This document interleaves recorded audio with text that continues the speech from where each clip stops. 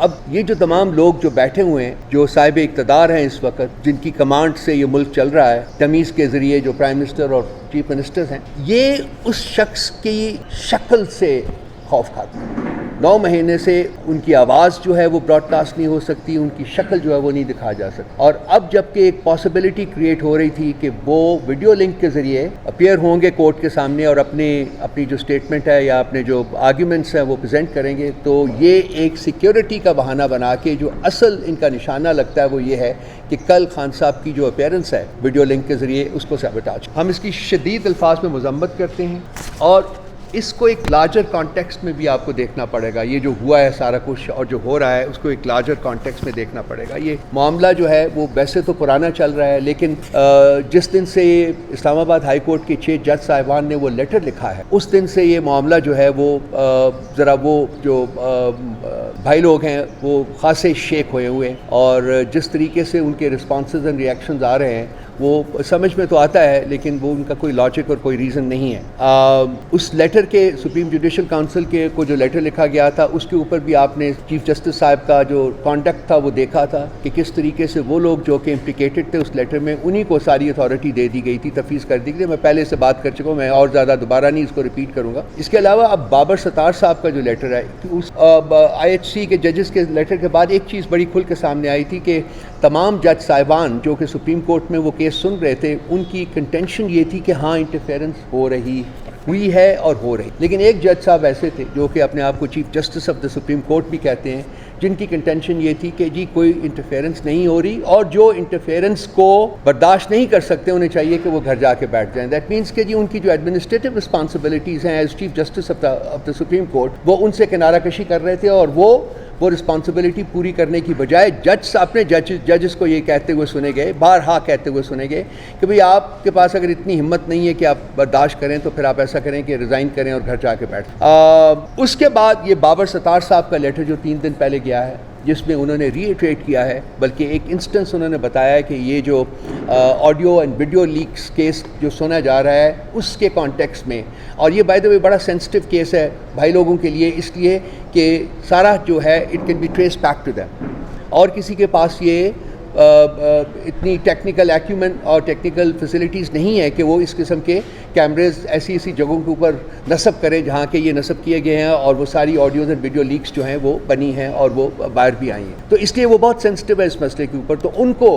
حکم صادر کیا گیا تھا، تھریٹن کیا گیا تھا کہ آپ اس سے بیک آؤٹ کریں، اس کیس کو آگے نہ بڑھائیں۔ بابر ستار صاحب، the honourable man and the brave person that he is, instead of backing off, انہوں نے وہ لیٹر کی شکل میں chief justice of the high court کو ارسال کر دیا ہے کہ یہ دیکھیے یہ میرے ساتھ یہ ہو رہا ہے۔ اب اس کے اوپر ایک بھونچال آ گئی، پریس کانفرنس کے اوپر پریس کانفرنس ہو رہی ہے، اور سب لوگ جو ہیں وہ دفاع کر رہے ہیں اور اپوز کر رہے ہیں ستار صاحب کو، بلکہ یہاں تک کہہ رہے ہیں کہ جی ان کا جو کانٹینٹس ہیں ان کے لیٹر کے وہ جھوٹ، وہ سچ نہیں ہے، رادر دین کہ آپ کو ایک سول اور ایک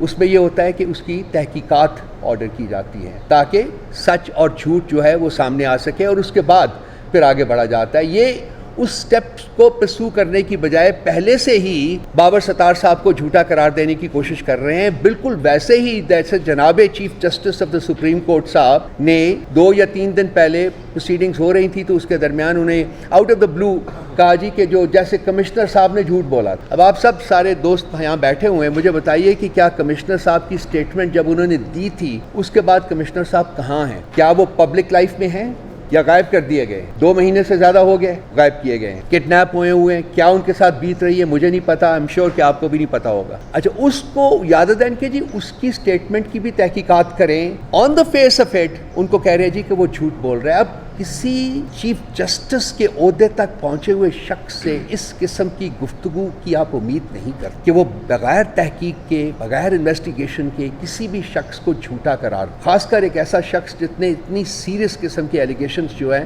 وہ ریاست کے صاحب اقتدار لوگوں کے اوپر لگائیں۔ تو یہ ایک مائنڈ سیٹ ہے جو کہ آپ کے سامنے آ رہا ہے۔ اس کے بعد خان صاحب جن حالات میں جیل میں ہیں پچھلے 9 مہینے سے، مجھے نہیں پتا کہ آپ میں سے کتنے لوگوں نے ان کو وزٹ کیا ہے اور ایکچولی دیکھا ہے جن حالات میں ان کو رکھا گیا ہے۔ لیکن وہ مرد مجاہد اسٹیٹ فرسٹ رہا ہے، ڈٹا ہوا تھا، ڈٹا ہوا ہے، اور اس نے کسی قسم کی کوئی فیسلٹی جو ہے وہ ان سے ڈیمانڈ نہیں کی ہے. کوئی اس کے پلیٹلیٹ سلو نہیں ہوئے، کوئی اس کے بیک میں درد نہیں ہوئی، کوئی اور کوئی پرابلم نہیں ہوا. لیکن ان کو جو بیسک ان کا رائٹ ہے facilities as a prisoner, particularly a prisoner of conscience, وہ بھی ان کو فیسلٹیز جو ہیں وہ نہیں دی جا رہی. ایز اے پرزنر وہ بھی ان کو رائٹس جو ہے نا وہ ڈینائی کیے جا رہے ہیں، پرٹیکولرلی میڈیکل جو ان کے نیڈس ہیں. ان کی بیگم صاحبہ کے ساتھ ان کا کیس جو ہے آپ کو پتہ ہے کہ 2.25 مہینے انہوں نے ان کا میڈیکل ٹیسٹ نہیں ہونے دیا. خان صاحب کے بارے میں پتہ چلا کہ ان کے روٹین میں ریگولر میڈیکل ٹیسٹ ہوتے ہیں اور وہ ہمیشہ شوکت خانم ہاسپٹل سے کراتے رہے ہیں، لیکن پچھلے 15-20 دن سے ریکویسٹ کر رہے ہیں لگاتار، لیکن وہ اس کی اجازت نہیں دے رہے. اب اس کے پیچھے کیا فیکٹرز کار فرما ہیں، وہ انسان کا دماغ اگر آپ اس کو if you let it go تو وہ بہت کچھ ذہن میں آتا ہے. لیکن میں نہیں چاہوں گا کہ میں پریمیچور